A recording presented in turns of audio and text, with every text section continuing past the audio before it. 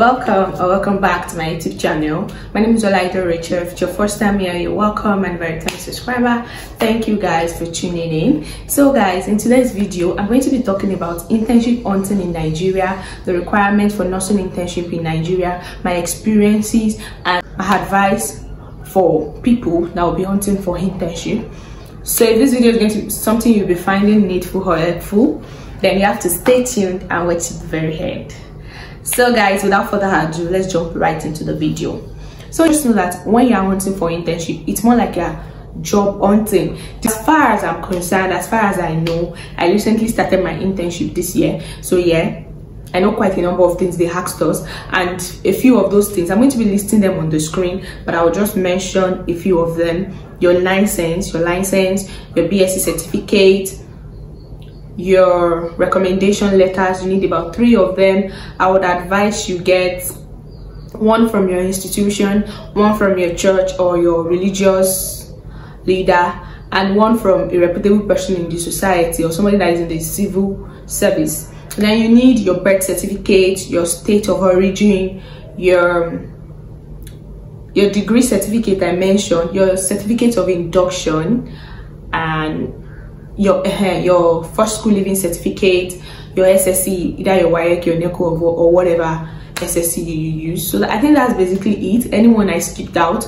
I will list them on the screen so that you guys will like see everything. Just take a screenshot. So when hunting for internship, these are the things you should do. Number 1, narrow down your interest to the kind of state you would prefer to work. Rather, for me, I just knew that it was Southwest. You can make it a geopolitical zone. I knew that, and as much as I wanted Southwest, I didn't want some states in Southwest, states like Lagos State or Osun State. I didn't want Lagos State because I just feel like I'm not in for that stress. Internship itself is stressful, and you don't want to be doing it in a place that you're finding it so hard and so difficult to acclimatize yourself with, because I feel like it's going to really tell on you. So you want to do it in a place that you feel like blending in will be so smooth for you, blending in will not be so difficult for you. And I get a lot of comments like, you need to explore. And no, me, I feel like NYS is a time to explore.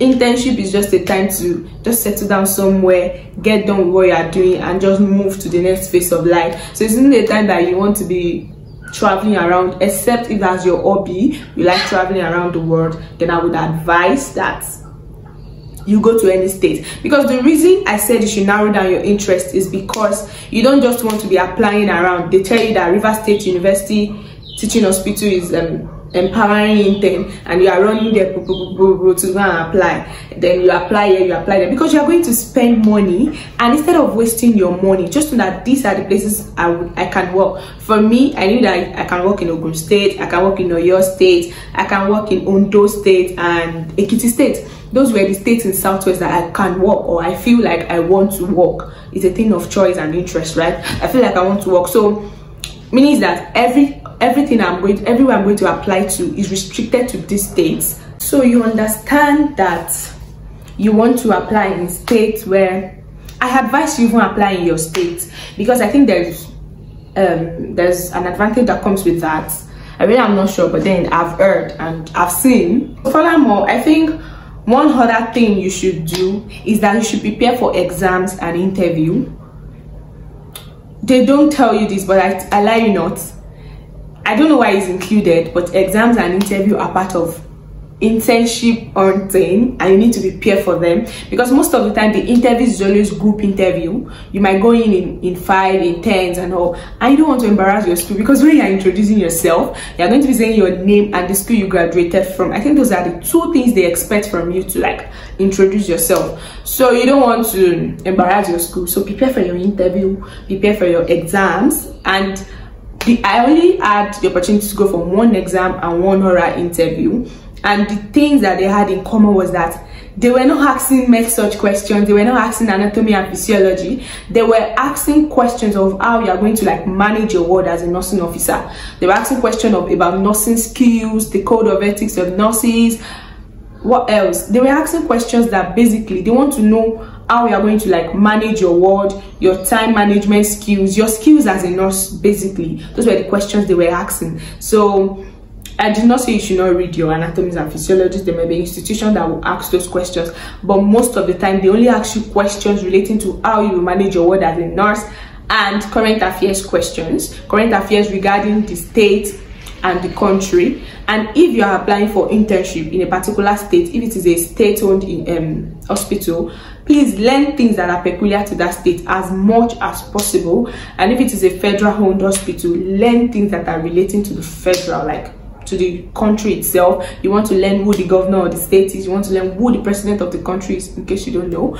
You want to know the minister of health, the commissioner of health of that particular state. You want to know just the permanent secretary and all of those cheap things that they may ask you about the state. You want to know who was the past governor of the state, who was the past president of the country. You want to know those few things about the state. And one other thing I would advise is that go with all your documents. Don't say that we've submitted. Yes, you have submitted. Go with all your documents. They might require you to still photocopy or print all your documents. Make sure your documents are complete in your file, because as much as you have submitted, they might still require you to photocopy some and drop it.